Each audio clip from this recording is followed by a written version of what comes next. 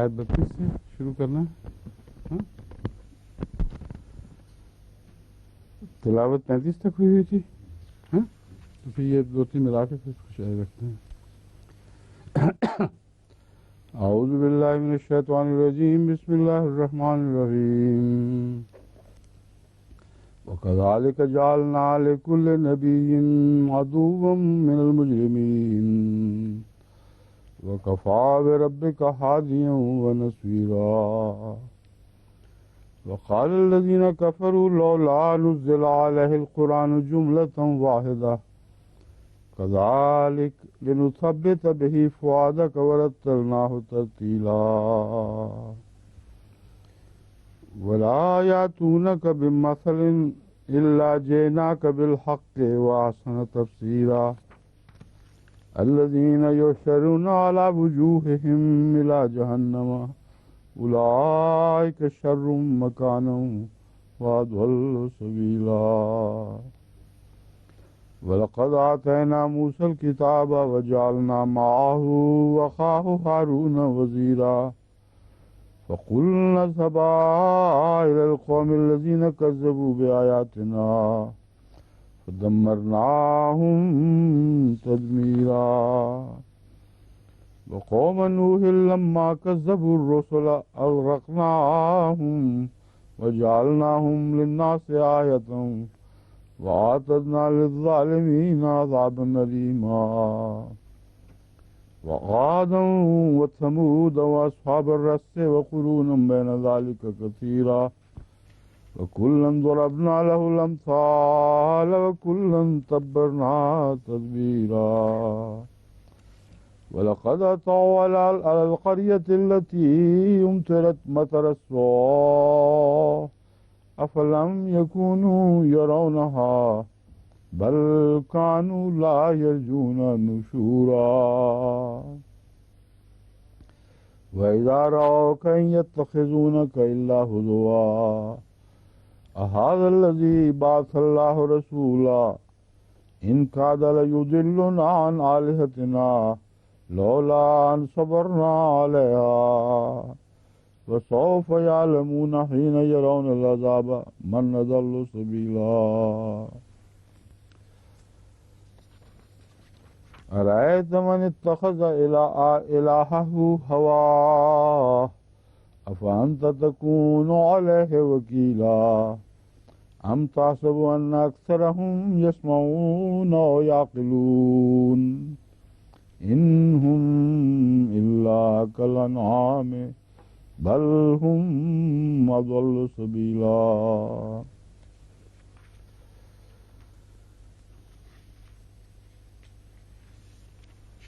اسی طرح ہم نے ہر نبی کے لیے مجرموں میں سے کسی کو اس کا دشمن بنا دیا.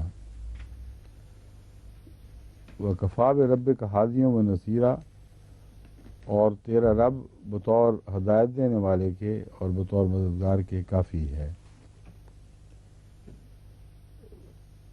یہ جو ہم بنا دیتے ہیں دشمن، اس سے مراد یہ نہیں ہے کہ اللہ تعالیٰ کسی کو معین طور پر کہتا ہے کہ تو اس کا دشمن بن جا، بلکہ مراد یہ ہے کہ جو خدا تعالیٰ نے جو روحانی نظام جاری فرمایا ہے، اس میں چونکہ انسان کو اختیار بخشا ہے کہ وہ نیکی کی طرف مائل ہو یا بدی کی طرف جائے، تو اس نظام کے مطابق جو بدی کی طرف جاتے ہیں وہ ہمیشہ نیکی کی مخالفت کرتے ہیں. اور ہم نے جو بنایا ہے، مراد یہ ہے کہ ہمارا نظام اس طرح پر ہے کہ جب بھی کوئی زیادہ شاندار روشن نشان خدا کی طرف سے ظاہر ہو، اتنا ہی اس کے مقابل پر ایک بد قوت ابھرتی ہے جو اسے مٹانے کی کوشش کرتی ہے. تو اس قاعدہ کلیہ کی طرف اشارہ ہے، وَكَذَلِكَ جَعَلْنَا لِكُلِّ نَبِيٍّ. اسی طرح ہم نے اسی تدبیر کے اس قانون کے مطابق ہم نے نبی کے لیے بھی کوئی نہ کوئی دشمن ایسا مقدر کر رکھا ہے اس قانون کے تابع جو مجرموں میں سے بڑا مجرم بنتا ہے. لیکن ہم ارادتاً نبی کی مخالفت کی خاطر ایسا نہیں کرتے، کیونکہ کفا برب کا ہادی و نصیرہ، اس کا ہرگز یہ مطلب نہیں کہ خدا ان کو جب یہ چھٹی دیتا ہے کہ مقابلہ کرے تو ان کو غالب بھی آنے دیتا ہے۔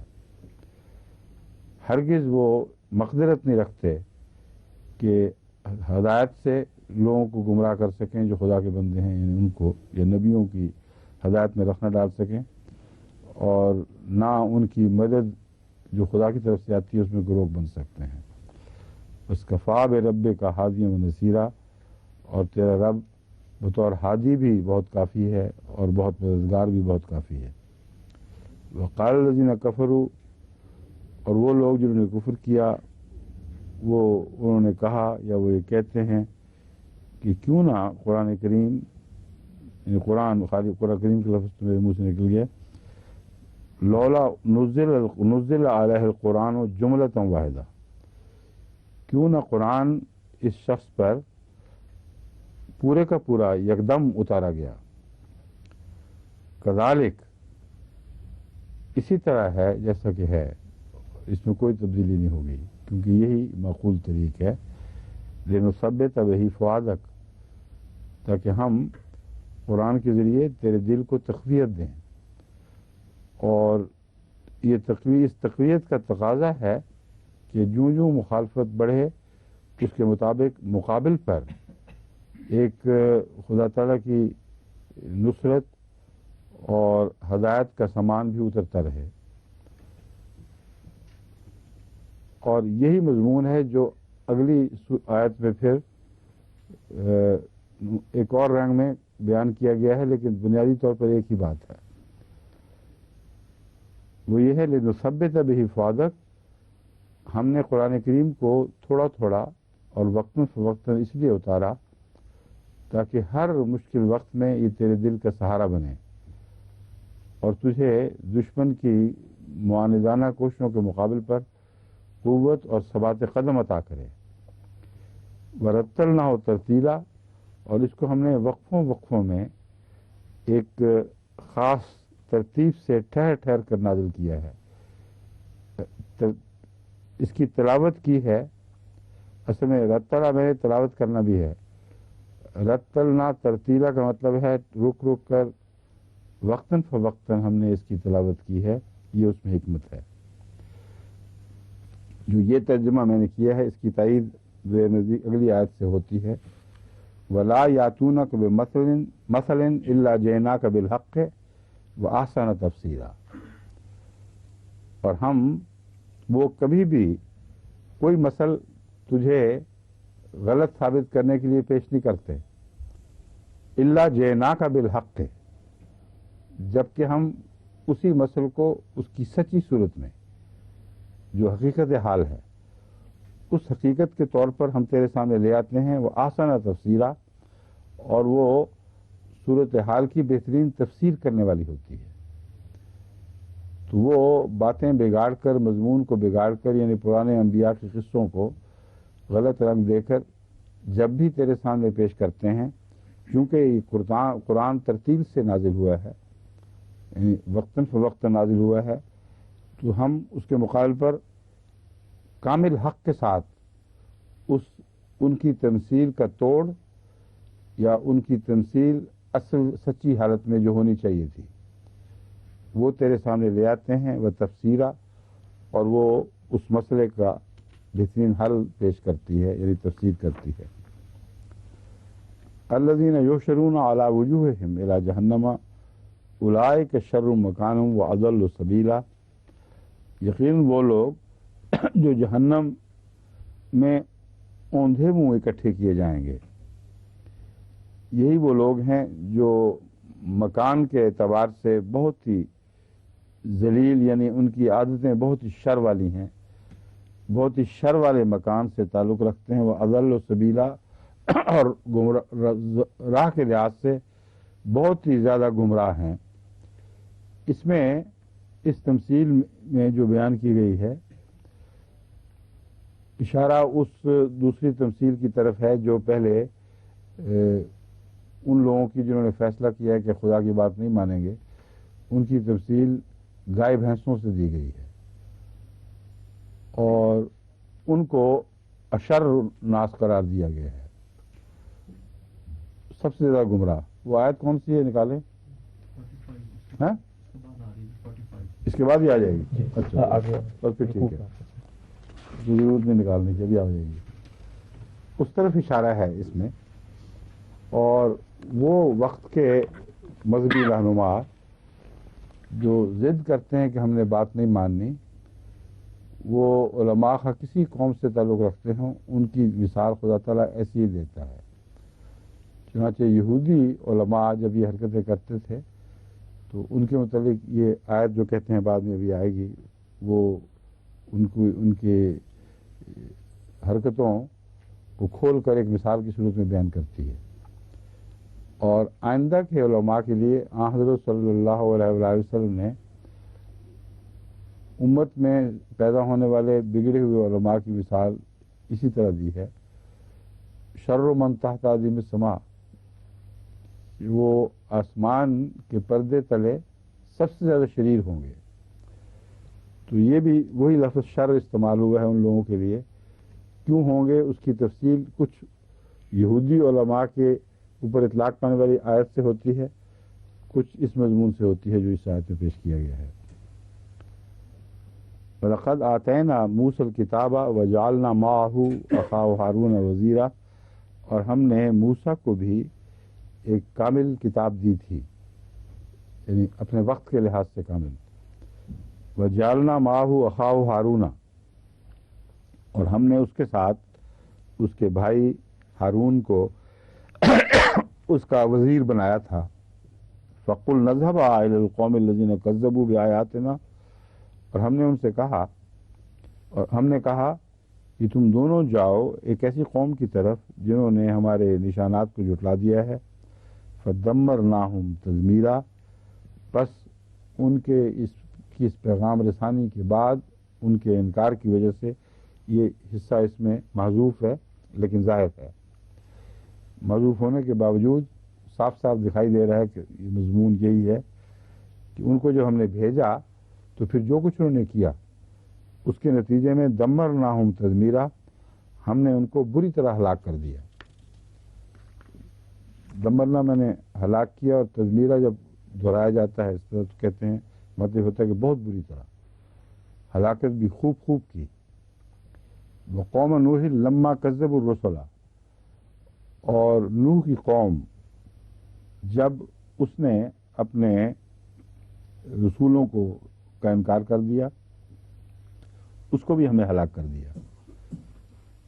دمرنا کا الفعل ان پر بھی آتا ہے، دمرناہم تدمیرا وقوم نوح، لیکن ہلاکت کے طریق الگ الگ تھے، اس لیے یہ کہنے کے بعد ان کی ہلاکت کا طریق بھی کھول کر پیش فرما دیا۔ قوم نوح لما کذبوا الرسل اغرقناہم وجعلناہم للناس آیہ، ان کو ہم نے غرق کر دیا اور لوگوں کے لیے ایک نشان بنا دیا۔ وَآتَدْنَا لِلظَّالِمِينَ عَذَابًا أَلِيمًا، اور ظالموں کے لیے ہم نے بہت دردناک عذاب تیار کر رکھا ہے۔ وَعَادًا وَثَمُودَ وَأَصْحَابَ الرَّسِّ وَقُرُونٌ بَيْنَ ذَلِكَ، اور ہم نے عاد اور سمود کو اور رس والے لوگوں کو، رس کنوؤں کو بھی کہتے ہیں اور رس کانوں کو بھی کہتے ہیں، معدنیات کو بھی، بس یہ معنی ہوگا آدم و سمودا، عاد کو اور سمود کو اور اس قوم کو جو معدنیات میں کے نکالنے میں ایک خاص مقام رکھتی تھی، اور دوسرا معنی ہے جن کے ملک میں کنویں بہت کھودے گئے تھے اور زیادہ تر آبپاشی کا انحصار کنووں پر تھا۔ دونوں معنی کسی ایک ایسی قوم کی نشاندہی کرتے ہیں جس کو آثار قدیمہ میں دلچسپی رکھنے والوں کو تلاش کرنا چاہیے، جس قوم کو ان آثار کے ساتھ۔ وقروناً بین ذالک کثیرا، اور اس کے دوران اور بھی بہت سی قومیں تھیں جن کو ہم نے ہلاک کر دیا۔ وَكُلًّا ضَرَبْنَا لَهُ الْأَمْثَالَ، اور ہر ایک کے سامنے ہم نے عبرت آموز مثالیں پیش کی. اور وہ مثالوں والا مضمون جو تھا نا، وہی آگے جا کر بیان ہو رہا ہے کہ ہم جب کہتے ہیں کہ ہم حق کے ساتھ تفصیل کے ساتھ مثالیں پیش کرتے ہیں تو یہ مراد ہے. یہ ایسا حق ہے کہ جو تاریخ کے اوپر ثبت ہو چکا ہے. اگر مثال پیش کرنی ہے تو یہ انداز ہے مثال پیش کرنے کا. وہ ٹامک ٹوئیاں مارتے ہیں مختلف مضمونوں میں کہ پہلے قومیں یوں کرتی تھیں اور تم بھی ایسا کر کے دکھاؤ. تو اللہ تعالیٰ اس کے مقابل پر تمہیں پرانی قوموں کے ایسے حالات بتاتا ہے جو حق ہیں اور جن پر براہ راست تیری نظر نہیں ہے، اور اس حق کے نتیجے میں ان کی مثالوں کو توڑتا ہے خدا تعالیٰ. یہ سب ویسی مثالیں ہیں. کلن ضربنا لہ الامثال، اور ان میں سے ہر ایک ایسا تھا جس کے سامنے مثالیں پڑی گئی تھیں، اور دوسرا ہم نے ان کو خود مثال بنا دیا. یہ دونوں معنی بیک وقت چسپاں بھی ہوتے ہیں اور برحق ہیں، کیونکہ کوئی قوم ایسی نہیں ہے جس کے سامنے وقت کے نبی نے عبرت آموز مثالیں پیش نہ کی ہوں. ان معنوں میں ضربہ کا ایک معنی یہ بنتا ہے، اور دوسرا معنی ہے ضربنا لہ الامثال، مگر ہر اس قوم کے لیے کو ہم نے خود ایک عبرت آموز مثال میں تبدیل کر دیا. اور وہ مثال اب ہم پڑھ کے سنا رہے ہیں ان لوگوں کو. وَكُلًّا تَبَّرْنَا تَتْبِيرًا، اور ان میں سے ہر ایک کو ہم نے بہت سختی کے ساتھ کلیتاً ہلاک کر ڈالا. وَلَقَدْ أَتَوْا عَلَى الْقَرْيَةِ الَّتِي أُمْطِرَتْ مَطَرَ السَّوْءِ، اور یقیناً وہ ایک ایسی بستی میں پہنچے التی امطرت مطر السوء، جس پر بہت بری بارش برسائی گئی تھی. افلم یکونوا یرونہا، بس کیا انہوں نے اسے دیکھا نہیں. بل کانوا لا یرجون نشورا، مگر افسوس کہ وہ دوبارہ اٹھائے جانے کی کوئی امید نہیں رکھتے. وَلَقَدْ أَتَوْا میں مومن صاحب ضمیر کس کی طرف جا رہی ہے؟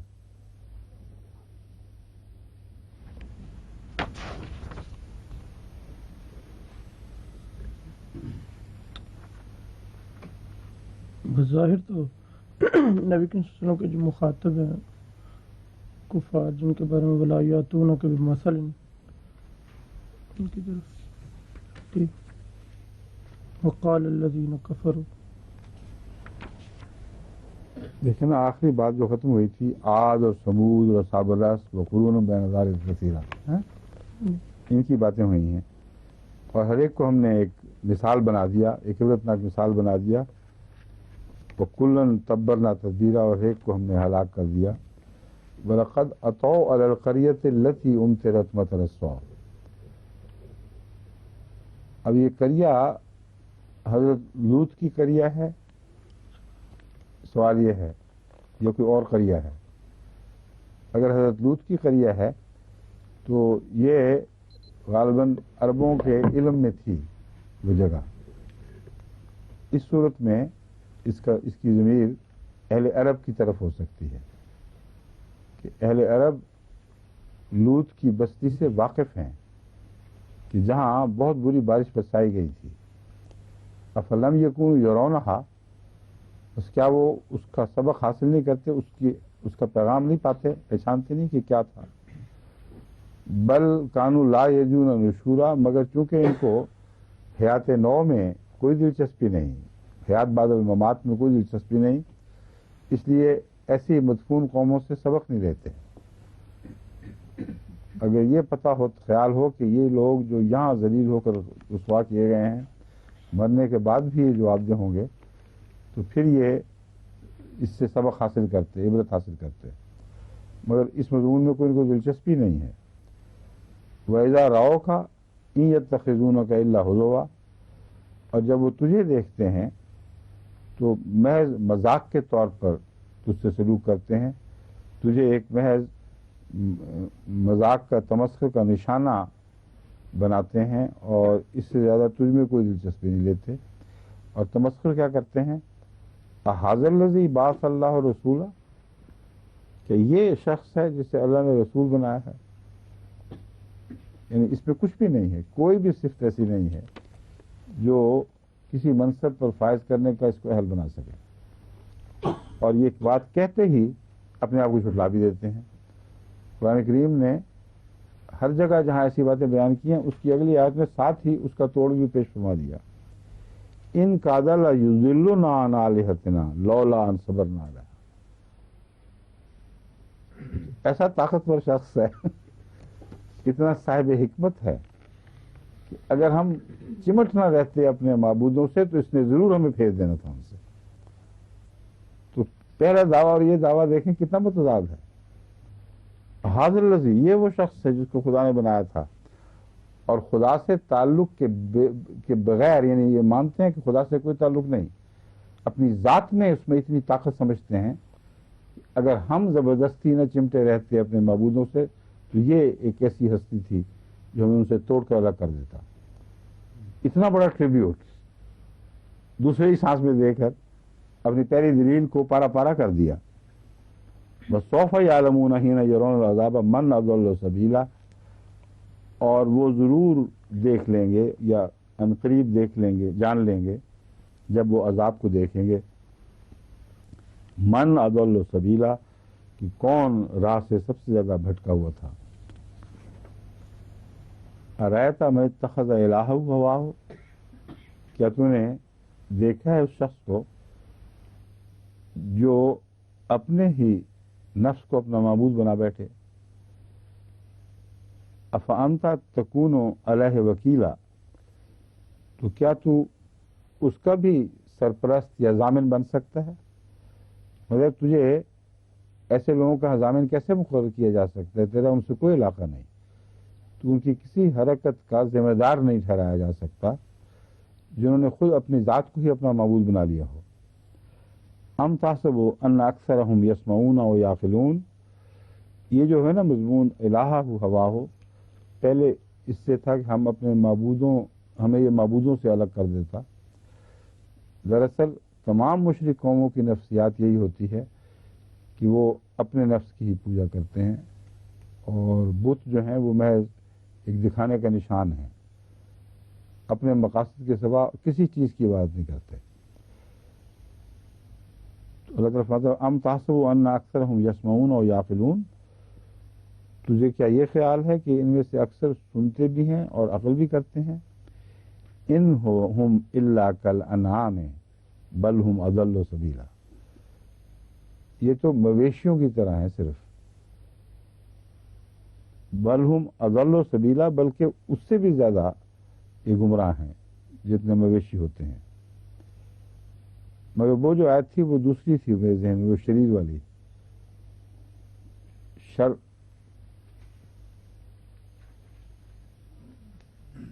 مویشیوں کو جو اوندے منہ چلنے والے ہیں ان کے لیے وہی محاورہ استعمال ہوا ہے جو حدیث میں آئندہ آنے والے بظاہر امت محمدیہ سے منسوب ہونے والے مولویوں کے متعلق استعمال ہوا ہے۔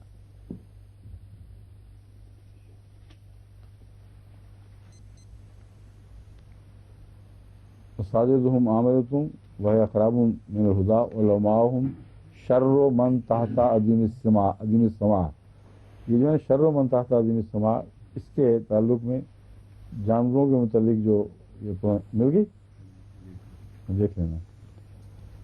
اچھا جی آگے چلتے ہیں،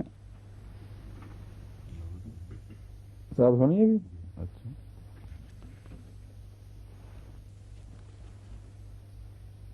اعوذ باللہ من الشیطان الرجیم، بسم اللہ الرحمن الرحیم۔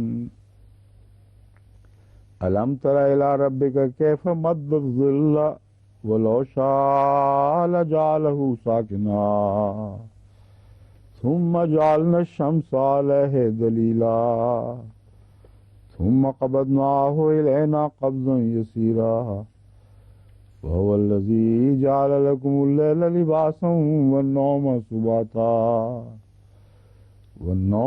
سباتا وجعل النہار نشورا وهو الذی ارسل الرياح بشرا بین یدی رحمتہ وأنزلنا من السماء ماء طهورا لنحيي به بلدة ميتا ونسقيه مما خلقنا أنعاما وأناسيا كثيرا ولقد صرفناه بينهم ليذكروا فأبى أكثر الناس إلا كفورا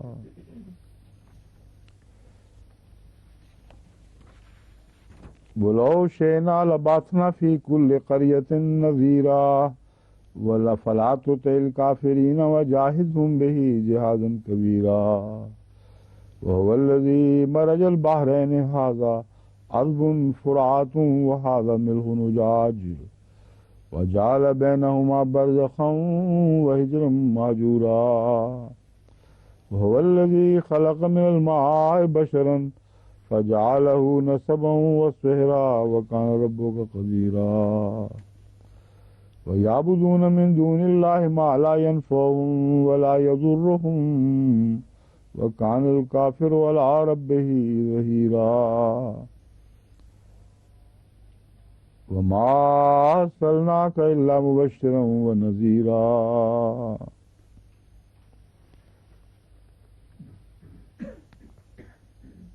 وقت اتنا ہے بھی اور بھی ہوگا وقت زیادہ گھنٹہ پھر تو یہ بھی تیاری کھڑی ہوئی ہے. اچھا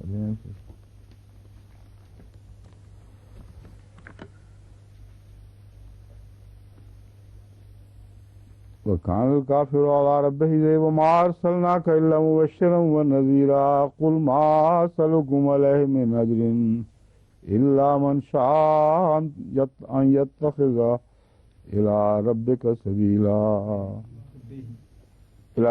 ہاں وہی ہوا تھی. میں اس مضمون کے آگے نچلی آیت دیکھ رہا تھا جب میں ربے کا پڑھا ہے تو اس طرح غلطی لگتی ہے. اس مضمون کا تعلق آگے سے طرف دماغ میں تو جو بھی نیچی آیت شروع کر چکا تھا دیکھنی جو باقی پڑی ہے. قُلْ مَا أَسْأَلُكُمْ عَلَيْهِ مِنْ أَجْرٍ إِلَّا مَنْ شَاءَ أَنْ يَتَّخِذَ إِلَىٰ رَبِّهِ سَبِيلًا وَتَوَكَّلْ عَلَى الْحَيِّ الَّذِي لَا يَمُوتُ وَسَبِّحْ بِحَمْدِهِ وَكَفَىٰ بِهِ بِذُنُوبِ عِبَادِهِ خَبِيرًا. الذي خلق السماوات والأرض وما بينهما في 6 أيام ثم استوى على العرش الرحمن فاسأل به خبيرا. وإذا قيل لهم اسجدوا للرحمن قالوا وما الرحمن أنسجد لما تأمرنا وزادهم نفورا. اب سجدہ کر لیں.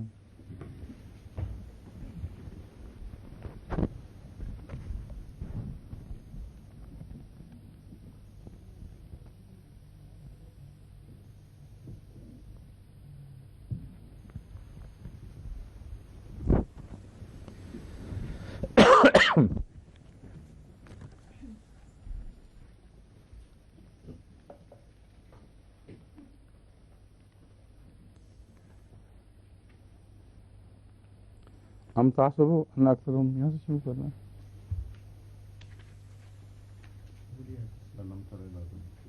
اچھا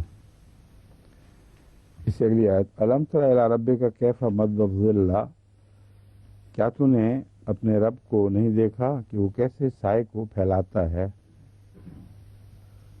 ولو شاء لجعلہ ساکنا اور اگر وہ چاہتا تو اسے کھڑا کر دیتا. ثم جعلنا الشمس علیہ دلیلا پھر سورج کو اس کی نشاندہی کرنے والا بنایا ہے. یہ جو ہے نا ثم جعلنا شمسا یہ بیچ کے جملہ معترضہ کے بعد ہے مگر اس کا تعلق الم تر الی ربک کیف مد الظل سے ہے اور بیچ میں ایک جملہ معترضہ آتا ہے. کیا تو نے نہیں دیکھا کہ خدا تعالیٰ تیرا رب سائے کو پھیلاتا ہے اور سورج کو اس کے دلیل بنا دیتا ہے، اس کی نشاندہی کرنے والا. وَلَوْ شَاءَ لَجَعَلَهُ سَاكِنًا، اگر وہ چاہتا تو اسے کھڑا کر دیتا. اس سے مراد وہ دائمی گردش ہے دراصل، کہ زمین و آسمان کے محوروں میں گھومنا، سورج اور چاند وغیرہ کے اور زمین کے اور دائمی گردش، وہ نظام جو ہے وہ سائے پیدا کرتا ہے اور سایہ نشاندہی کرتا ہے سورج کی طرف کی، اور یہ بتا رہا ہے کہ وہ سورج گھومتا پھرتا ہے، کیونکہ سایہ بھی ساری زمین کے چکر لگاتا رہتا ہے. وہی رات بن جاتا ہے، وہی دن کے وقت بھی اگر عارضی روک پیدا ہو تو سایہ بن جاتا ہے. تو ایک عمومی مضمون ہے جو اس زمانے کے لحاظ سے لوگوں کو سائنسی طور پر سمجھ نہیں آ سکتا تھا، مگر ایسی زبان میں اللہ تعالیٰ نے بیان فرمایا کہ جو ہر زمانہ کا انسان اپنی عقل و علم کے مطابق سمجھ سکتا ہے. ثم قبضناہ الینا قبضا یسیرا، پھر ہم نے اسے آہستہ آہستہ اپنی طرف سمیٹ لیا. کس چیز کو سمیٹا؟ سائے کو یا سورج کو؟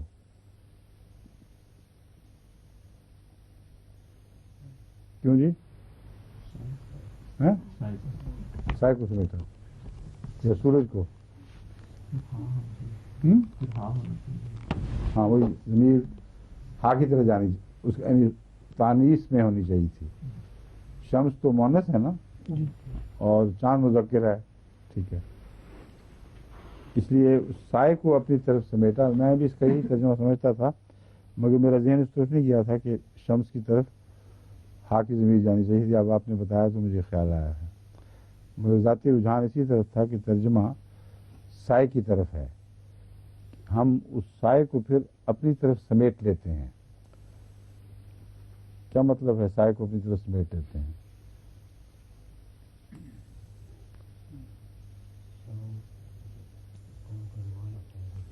نہیں، شام کو، ہاں نہیں بالکل نہیں، اس میں بھی سائے ہوتے ہیں. رات مراد ہے. سایہ سمیٹنے سے مراد یہ ہے کہ جب سورج کلیتاً غائب ہو جاتا ہے تو پھر سایہ کو سوال ہی باقی نہیں رہتا. سائے کا تعلق دن سے ہے اور سورج سے ہے، وہی اس کی دلیل ہے. جب سورج دلیل کلیتاً غائب ہو جائے تو سایہ بھی غائب ہو جائے گا.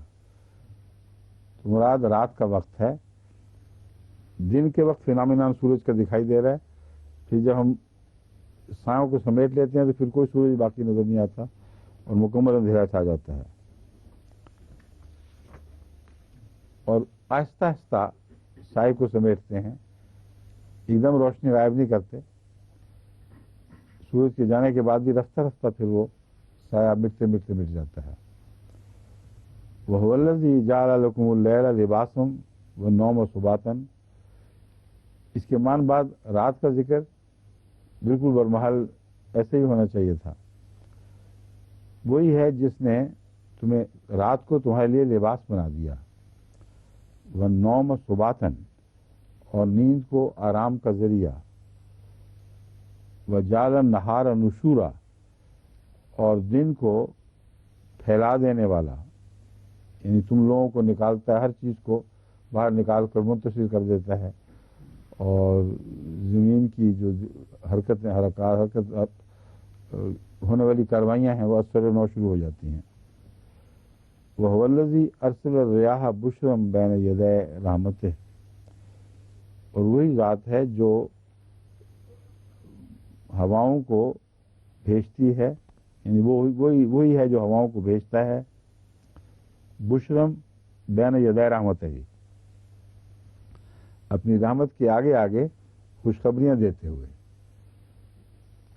مراد یہ ہے کہ ایسی ہوائیں جو بادلوں کو اٹھا کے لاتی ہیں، وہ بادلوں سے پہلے پہلے آگے آگے چل رہی ہوتی ہیں، اور ان کے اندر جو خاص ایک پانی کی خوشبو ہوتی ہے اور ایک خاص ان میں لہک مہک پیدا ہو جاتی ہے. وہ ہوائیں بتاتی ہیں کہ کچھ آنے والا ہے. بس بارش سے پہلے جو ہوائیں چلتی ہیں ان کا رنگ، ان کا انداز ہی بالکل مختلف ہوتا ہے عام ہواؤں کے مقابلے پر. تو اللہ تعالیٰ فرماتا ہے کہ دیکھو وہی ہے جو ایسی ہوائیں بھیجتا ہے جو بشارت دیتی ہوئی بادلوں سے آگے آگے چلتی ہیں، پھر ہم آسمان سے پاکیزہ صاف ستھرا پانی اتارتے ہیں۔ لنحیی بہ بلدۃ میتا، تاکہ اس سے مردہ علاقوں کو زندہ کر دیں۔ بلدہ سے مراد شہر نہیں صرف، بلکہ ہر بستی یا سرزمین کو بھی بلدہ کہہ سکتے ہیں، تاکہ ہم ہر مردہ بستی کو اس سے زندہ کر دیں۔ مما خلقنا انعاما و اناسیا کثیرا ونسقیہ مما، اور اس پانی کو پلائیں جو ہم نے اتارا ہے انعام کو جو چوپائے ہیں، اور اناسیہ کثیرا، اور کثرت سے انسانوں کو بھی۔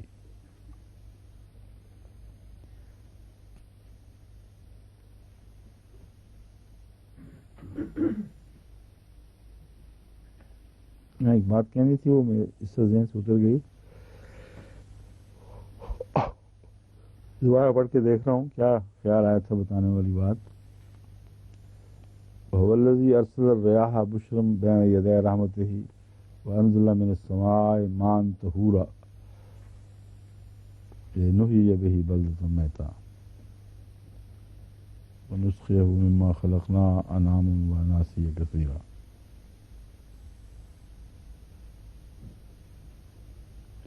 ہاں، یہ سمجھانا تھا کہ یہ مادی طور پر صرف بارشوں اور ہواؤں کا منظر نہیں ہے، بلکہ روحانی طور پر بھی ایسا ہی ہوتا ہے کہ جب خدا تعالیٰ کی طرف سے کوئی عظیم شان روحانی آسمانی وجود آنے والے ہوتے ہیں، جو آسمانی پانی لے کر آتے ہیں، ان پر پانی اترتا ہے، کیونکہ پانی بلندیوں پر اترتا ہے اور پھر بلندیوں سے نیچے اترتے ہوئے وہ ہر چیز کو زندگی بخشتا چلا جاتا ہے۔ یہ وہ تمثیل ہے جو انہی تمثیلات میں سے ہے جن کا پہلے ذکر گزرا ہے، اور یہ ہے وہ کامل مثال جو یہاں پہنچ کر اپنے ہر پہلو سے مکمل ہو جاتی ہے۔ وہی خدا ہے جو آسمان سے مادی پانی بھیجتا ہے اور زمین کو زندہ کر دیتا ہے، اور وہاں نباتات اور باقی چیزوں کا ذکر نہیں ان کی زندگی کا۔ یہ بڑی دلچسپ بات ہے جو قابل توجہ ہے۔ انسان اور حیوانات، انعام، ان کا ذکر ہے، اور اس سے پہلے ایسے انعامات کا ذکر گزر چکا ہے، جو انعاموں کا جو انسان ہوتے ہوئے بھی حیوانوں کی طرح بے علم اور بے بہرا اور سماعت اور بصارت دونوں سے محروم۔ یہ وہ پانی ہے جو خاص طور پر روحانی نبیوں والا پانی ہے جس کا ذکر چل رہا ہے۔ وہ جب اترتا ہے تو اس سے انعام جن کو ہم نے بنایا ہے، وہ انعام بھی بعض ان میں سے زندگی پا جاتے ہیں، اور جو اناس ہیں وہ کثرت کے ساتھ۔ تو معلوم ہو کہ یہ جو رد شدہ مخلوق دکھائی دیتی ہے بظاہر، ان میں بھی اللہ تعالیٰ کے فضل کے ساتھ ایسے نیک فطرت والے موجود ہوتے ہیں جو آسمان کے پانی سے فائدہ اٹھا جاتے ہیں اور زندگی پا جاتے ہیں۔ تو کسی کو یہ کہہ کر رد نہیں کرنا چاہیے کہ یہ تو مولوی ہے اور ان کے متعلق تو بڑے سخت لفظ حدیث میں آئے ہوئے ہیں، کیونکہ یہ قرآن کریم کی آیت بتا رہی ہے کہ آسمانی پانی سے یہ بھی فائدہ اٹھاتے ہیں۔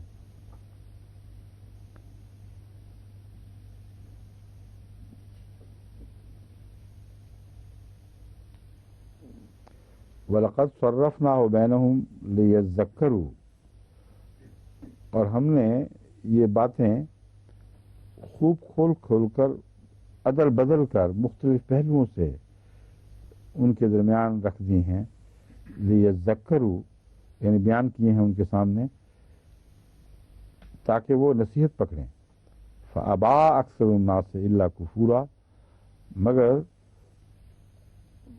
اکثر لوگ ناشکری کرتے ہیں، اور انکار کی وجہ ناشکری ہوتی ہے۔ بس اکثر لوگوں نے جو انہوں نے انکار کیا وہ ناشکرے لوگ ہیں، محض کفور کی وجہ سے انہوں نے انکار کیا۔ ابا اکثر الناس سے الا کفورا، یعنی انکار کیا اکثر لوگوں نے مگر محض ناشکری کے طور پر۔ تو یہ جو اللہ تعالیٰ کی طرف سے پانی کا اترنا ہے یہ واجب کرتا ہے غیر معمولی شکر، اور دنیا کے معاملات میں وہ جانتے ہیں کہ آسمان سے پانی نہ اترے تو زندہ ہو نہیں سکتے۔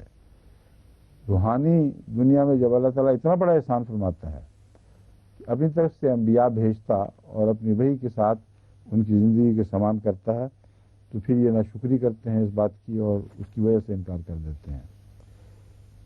وَلَوْ شِئْنَا لَبَعَثْنَا فِي كُلِّ قَرْيَةٍ نَذِيرًا، اور اگر ہم چاہتے تو ہم ہر بستی میں ڈرانے والا ضرور بھیج دیتے۔ یہاں نذیروں بشیرہ نہیں فرمایا کیونکہ سارا مضمون اکثر دمرناہم تذمیرہ، ڈرانے والا اور یہ انکار والا چل رہا ہے، اس لیے یہاں فرمایا کہ اگر ہم چاہتے تو ہر بستی میں کوئی ڈرانے والا ضرور بھیجتے۔ فَلَا تُطِعِ الْكَافِرِينَ وَجَاهِدْهُمْ بِهِ جِهَادًا كَبِيرًا، بس تو کافروں کی اطاعت نہ کر، ان کے پیچھے نہ لگ، اور ان سے بہی یعنی اس قرآن کے ذریعے عظیم جہاد کر، جہاد کبیر کر۔ کیونکہ یہ جو بات ہے وَلَوْ شِئْنَا لَبَعَثْنَا فِي كُلِّ قَرْيَةٍ نَذِيرًا، اس سے آپ کیا سمجھیں مومن صاحب؟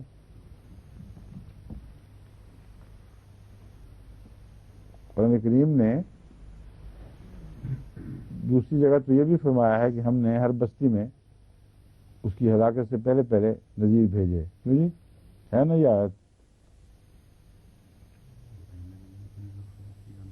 ان من امت خلا فیہا نذیر کے علاوہ کیا قریہ والی بھی ہے کہ نہیں، یہ میں پوچھنا چاہتا ہوں۔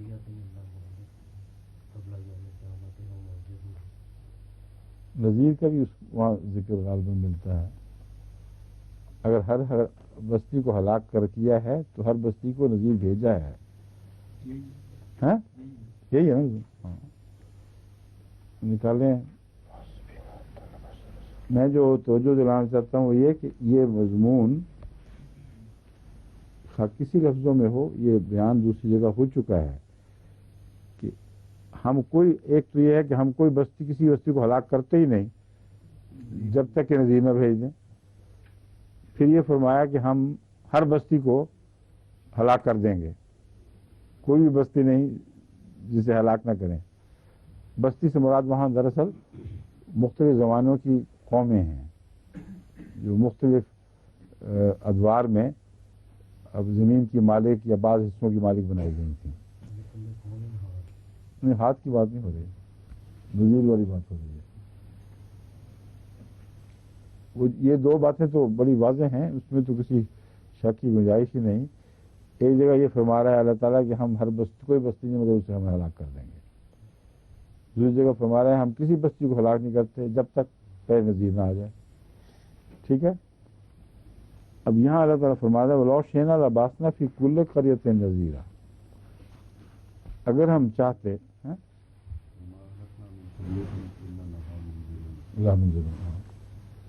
کوئی بستی بھی ہم نے کبھی ہلاک نہیں کی مگر اس کے لیے ڈرانے والے بھیجے تھے ان کی طرف۔ وَلَوْ شِئْنَا لَبَعَثْنَا فِي كُلِّ قَرْيَةٍ نَذِيرًا، یہ کیا مطلب ہے؟ میرے نزدیک رسول اللہ صلی اللہ علیہ وسلم کو چونکہ القریٰ میں بھیجا ہے اور اس پہلو سے تمام دنیا کی بستیوں کو آپ کے ذریعے ڈرا دیا گیا ہے۔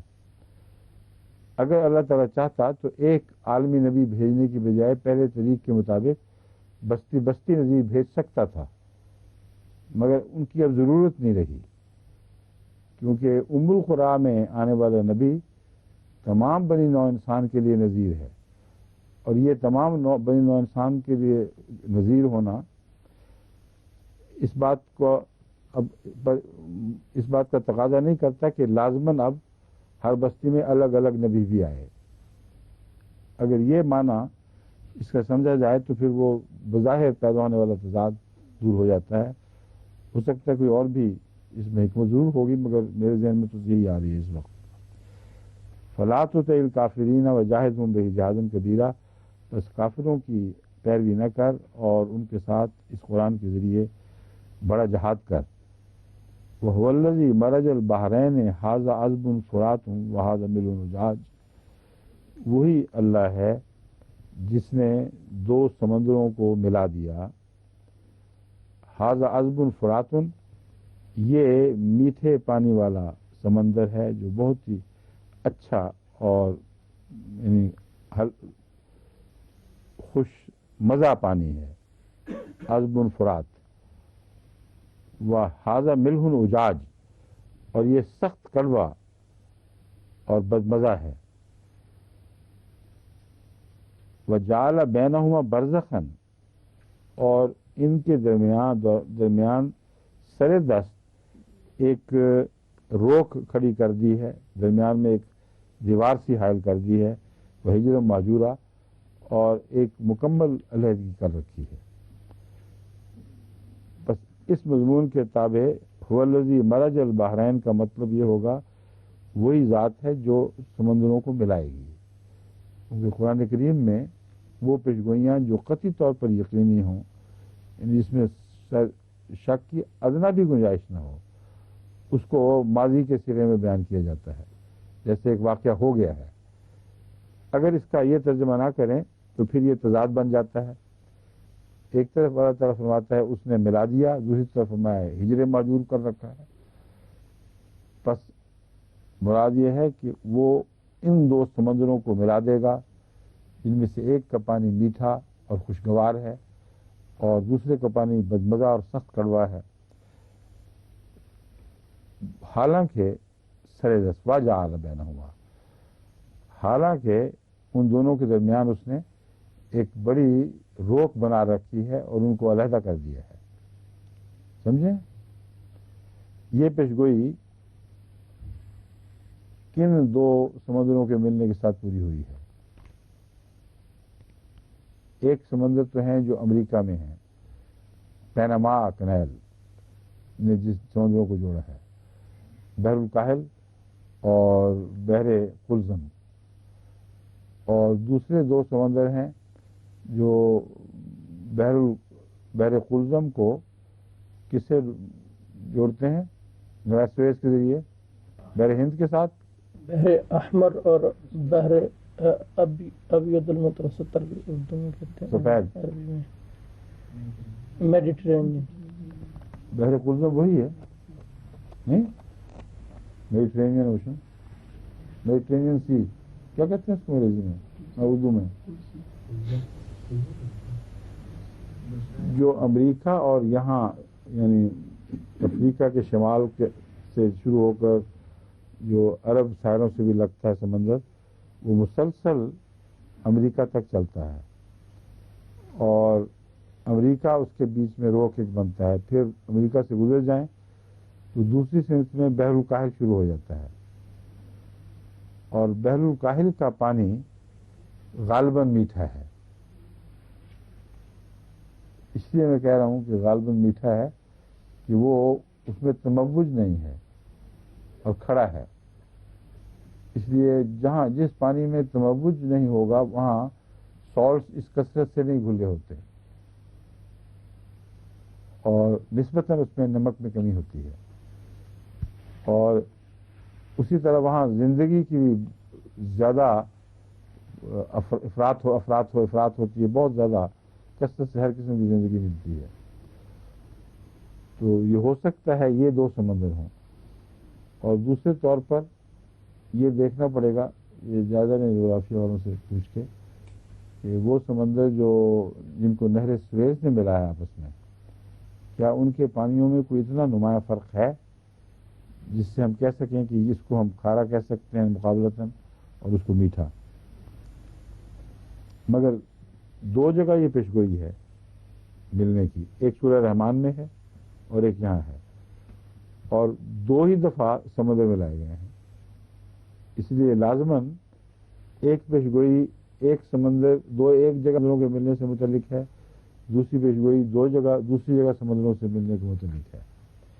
اور یہ پیشگوئی اپنی ذات میں اتنی عظیم ہے کہ اس کے بعد کوئی تعصب سے پاک انسان جو صاف عقل رکھتا ہو وہ اس بات کا انکار کر ہی نہیں سکتا کہ یہ خدا کا کلام ہے، کیونکہ ہمارے معروف دنیا میں دو ہی امکانات تھے سمندروں کو ملائے جانے کے، باقی اور کوئی امکان نہیں ہے، اور وہ دونوں امکان قرآن کریم نے دو الگ الگ جگہ بیان کر دیے، اور جبکہ انجینئرنگ کا کوئی حال ہی نہیں تھا اس زمانے میں، اور جغرافیہ کا ایسا وسیع تفصیلی علم اہل عرب کو تھا نہیں کہ وہ امریکہ جس کی دریافت بھی نہیں ہوئی وہاں کے سمندروں کی بھی باتیں کریں، تو اہل عرب کی بحث نہیں، ساری دنیا میں کسی کو بھی علم نہیں تھا کہ ایسے دو سمندر بھی واقع ہیں کسی ایسے خطے میں جس کی ابھی دریافتی کوئی نہیں ہوئی، تو بہت عظیم شان پیش گوئیاں ہیں، اور ہر احمدی کی نوک زبان ہونی چاہیے تاکہ جب وہ دہریوں یا آج کل کے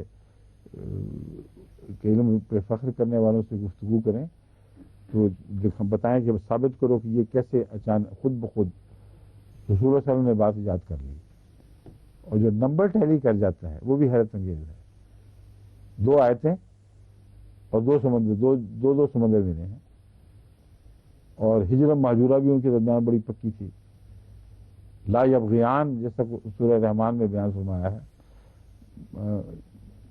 مرج البحران یلتقیان بینہما برزخ لا یبغیان فبأی آلاء ربکما تکذبان، وہاں بھی لفظ مرج استعمال ہوا ہے، اور مرج کو آپ لین میں دیکھیں لفظ مرج کو تو انگریزی مرج اور عربی مرج بالکل ایک ہی چیز ہے، انگریزی میں کہتے ہیں مرج کر دیا ان کو، تو اردو عربی میں بھی مرج کے وہی معنی ہیں جو انگریزی میں ہیں، تو ان 2 سمندروں کو مرج کر دے گا، یعنی ایک دوسرے میں فلو کر کے ایک جان ہو جائیں گے، اور ابھی ایسی طاقت نہیں، ان میں طاقت ہی نہیں کہ وہ زبردستی اچھل کے ایک دوسرے تک جا سکیں، اس لیے میں کہہ رہا ہوں یہ بہت ہی اہم آیت ہے، اور اس کو خوب اچھی طرح ہمارے خاص طور پر مغرب میں رہنے والوں کو ازبر کر لینا چاہیے ان 2 آیات کو، کیونکہ یہی کافی ہیں دہریوں کا منہ بند کرنے کے لیے۔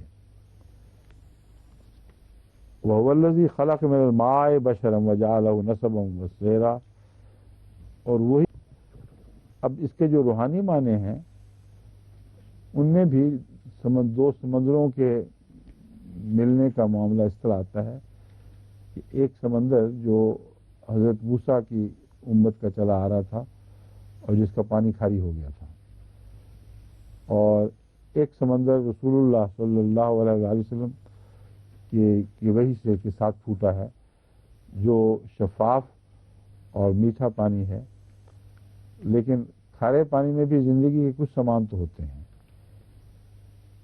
مگر انسانوں کے کام نہیں پھر پاتا، تو اللہ تعالیٰ نے جو بنی نوع انسان کا اجتماعی رسول بنایا ہے اس کا وہ سمندر ہے جو شفاف اور صاف ستھرا پانی، صحت مند پانی والا سمندر ہے، ان کو دونوں کو ملا دے گا سے مراد یہ نہیں کہ دونوں کو کھارا کر دے گا، مراد یہ ہے کہ یہ تمثیل ہے، لیکن یہ 2 دنیایں آپس میں مل جائیں گی، ایک وقت ایسا آئے گا جب کہ کل عالم ایک ہو جائے گا، تو روحانی لحاظ سے اس پیشگوئی کے اس تمثیل کی یہ معنی بھی لیے جا سکتے ہیں۔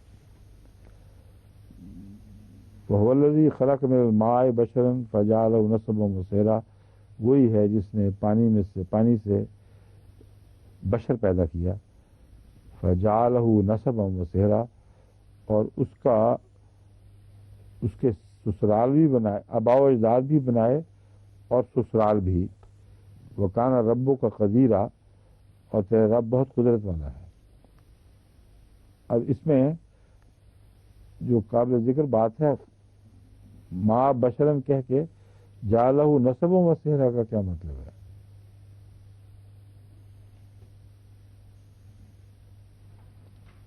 کیوں جی؟ بہت ہی اہم بات ہے اس پہلو سے کہ پانی سے جو بھی زندگی پیدا کی ہے وہ جب بشر تک پہنچی ہے تو لازماً نسب اور سیر بن چکے تھے، اس لیے اگر آپ آدم کو بشر کہیں گے تو نسب وسیرہ والا مضمون اس کے ماں باپ کے ہونے کو قطعی بنا دے گا. آدم کا بھی ایک نسب تھا اور ایک سیر تھا، اس کے آباء و اجداد تھے اور اس کے سسرال تھے. بس اس پہلو سے مراد یہ ہے کہ ہم نے پانی سے جو بشر بنایا ہے وہ براہ راست نہیں بنایا، بلکہ جب وہ بشر بن گیا تو دو جوڑوں سے بنا ہے وہ. پھر ایک طرف ماں باپ سے تعلق تھا، ایک طرف سسرال سے تعلق تھا، تب انسان سے آگے انسان چلے ہیں. وکان ربوں کا قدیرہ، اور تیرا بات رب قدرت والا ہے. اور یہاں قدیر کا معنی وہ اندازے کے ساتھ چیز بنانے والا بھی ہو سکتا ہے کہ نہیں. سوال یہ ہے لفظ قدیر میں وہ قدرت کے دوسرے معنی بھی داخل نہیں ہے جو قدرہ ہو تقدیرہ، جیسے کہ فرمایا ہے. عربی لغت قدرہ کے معنی قدرہ کے اندر داخل سمجھتی ہے کہ نہیں، یہ چیک کرنا. مگر وہ نہ بھی ہوں تو قدیر ہر چیز پر قادر ہونا بھی یہاں کافی بیان ہے. وَيَعْبُدُونَ مِن دُونِ اللَّهِ مَا لَا يَنفَعُهُمْ وَلَا يَضُرُّهُمْ وَكَانَ الْكَافِرُ عَلَى رَبِّهِ ظَهِيرًا، اور وہ عبادت کرتے ہیں اللہ کے سوا ایسی چیزوں کی، ایسی چیزوں کی، اس لیے ماں کا لفظ ہے لا ينفعهم ولا يضرهم، کہ جو ان کو نہ فائدہ پہنچاتی ہے نہ نقصان پہنچاتی ہے. اگرچہ ماں کا لفظ معبود کے تعلق میں ذی شعور صاحب عقل لوگوں کے متعلق بھی استعمال ہوتا ہے، ان کو بھی یہ گھیرتا ہے لفظ. لیکن اکثر ماں کا لفظ اس لیے استعمال ہوا ہے کہ جو غیر موجود حقیقتیں ہیں، خیالی فرضی چیزیں ہیں، ان فرضی چیزوں کو انہوں نے معبود بنا رکھا ہے جو نہ فائدہ پہنچا سکتی ہیں کسی کو، نہ نقصان پہنچا سکتی ہیں. ان کا کوئی وجود ہی نہیں ہے، کوئی تاثیر ہی نہیں ان کے اندر. وَكَانَ الْكَافِرُ عَلَى رَبِّهِ ظَهِيرًا، اور کافر اپنے رب کے خلاف جو لوگ ہوں ان کا مددگار بنتا ہے ہمیشہ. یہ بھی بڑا دلچسپ ایک تبصرہ ہے انسانی فطرت کے اوپر، اور پہچان ہے کہ وہ لوگ جو خدا کے خلاف اٹھ کھڑے ہوں کافر ان کی مدد کرتا ہے، پھر ہمیشہ ان کی پشت پناہی کرتا ہے. تو آپ دیکھ لیں کہ اگرچہ اسلام کو اب صرف بنی نوع انسان کی آبادی میں سے ایک حصہ ملا ہوا ہے اور ایک حصہ عیسائیت کو ملا ہوا ہے، باقی سارے بھی نہ عیسائی ہیں نہ مسلمان ہیں. مگر اسلام کے خلاف جب عیسائی دنیا اٹھتی ہے تو ان کی بھی مدد کرتی ہے جو دوسرے اسلام کے خلاف اٹھنے والے ہیں، اور براہ راست ان کے خلاف جو اٹھنے والے ہیں ان کی مدد نہیں کرتے. کبھی آپ یہ نہیں دیکھیں گے کہ کوئی بدھسٹ علاقوں کے خلاف ہو تو عیسائی دنیا اس وجہ سے کہ وہ بدھزم کے خلاف حرکت کر رہے ہیں ان کی تائید شروع کر دے، یا ہندوازم کے علاقے کے خلاف ہو کوئی قوم تو اس وجہ سے کہ یہ ہندوازم کے علاقے کی مخالفت کر رہے ہیں ان کی تائید شروع کر دے. مگر جہاں محمد رسول اللہ صلی اللہ علیہ وسلم کا پیغام ہو اور اس کی مخالفت ہو رہی ہو وہاں یہ سب اس کی پشتپائی شروع کر دیتے ہیں. تو علی رب ہی ظہیرہ، یہ صاف بتاتی ہے بات کہ ان کی نیتیں نیک نہیں ہیں، یہ دشمنی کی وجہ سے کرتے ہیں. اور جو اللہ کے رب کی نمائندگی کرنے والے ہیں جب ان کے خلاف کوئی قومیں کھڑی ہوں تو یہ ان کی پشتپائی شروع کر دیتے ہیں. وَمَا أَرْسَلْنَاكَ إِلَّا مُبَشِّرًا وَنَذِيرًا، اب یہ تفسیر کا مضمون الحمدللہ کہ واپس آ گیا ہے. نذیر تو ہر بستی میں ہے ہی، لیکن فرمایا ہم نے تجھے محض ڈرانے والا نہیں مبشرا و نذیرا بنایا ہے، ہم نے خوشخبریاں دینے والا بھی بنایا ہے اور ڈرانے والا بھی. قل ما اسألکم علیہ من اجر، من اجر الا من شاء ان يتخذ الى ربه سبیلا، تو کہہ دے کہ میں تم سے کوئی اجر نہیں چاہتا، الا من شاء ان يتخذ الى ربه سبیلا، سوائے اس کے کہ اللہ میرا رب جو چاہے میرے رب کی راہ اختیار کرے، الا من شاء ان يتخذ الى رب، نہ اپنے رب کی، میرے رب کی نہیں، الا من شاء ان يتخذ الى ربه سبیلا، سوائے اس کے کہ جو چاہے اپنے رب کی راہ اختیار کرے۔ یہ کیا مطلب ہے؟ اجر میں نہیں چاہتا سوائے اس کے کہ یہ کوئی اپنے رب کی اختیار کرے، کیا مراد ہے؟ کیوں جی اور صاحب؟ اللہ والے ہو جائیں یہی جو اللہ کی راہ میں جہاد کرتے ہیں، خدا کی طرف بلاتے ہیں، ان کا سب سے بڑا اجر ہی یہ ہے کہ وہ ہدایت پا جائیں۔ تو فرمایا میں تم سے کوئی کہہ دیں ان کو کہ میں تم سے اور کوئی اجر نہیں چاہتا، میری خدمتوں کا پھل مجھے مل جائے گا اگر تم اپنے رب کو پالو۔ اتنا وہ بے لوث تصور ہے خدمت کا، اور بے لوث ہوتے ہوئے بھی بے پھل نہیں ہے۔ اور داعین الی اللہ جانتے ہیں کہ جب وہ اللہ کی طرف دعوت دیتے ہیں اور جو کوئی آ جاتا ہے تو اتنی خوشی ان کو ہوتی ہے کہ بس بعض دفعہ یہ کہتے ہیں کہ کبھی دنیا میں اتنا مزہ نہیں آیا تھا جتنا اپنی کوششوں کو یہ پہلا پھل لگتے دیکھا ہے۔ پھر جب کثرت سے پھل لگتے ہیں خوشی تو ہوتی ہے، مگر جو مزہ پہلے بچے کا ہے نا وہ ویسا نہیں پھر وہ مزہ آتا۔ جو لوگ جن لوگوں کو پہلی دفعہ ملے نا کوئی پھل اللہ کی راہ میں، ان کی موجیں ہو جاتی ہیں، مگر رسول اللہ علیہ وسلم کو تو ایسا پیار تھا بنی نوع انسان سے اور اللہ سے کہ اپنے رب سے ملتا ہوا دیکھ کر ایک واقعتاً ایک اجر لگتا تھا کہ میری کوششوں کو پھل لگ گیا، مجھے اجر مل گیا۔ اب وقت ختم ہو چکا ہے، اس لیے اب ہم یہاں چھوڑتے ہیں سر بس۔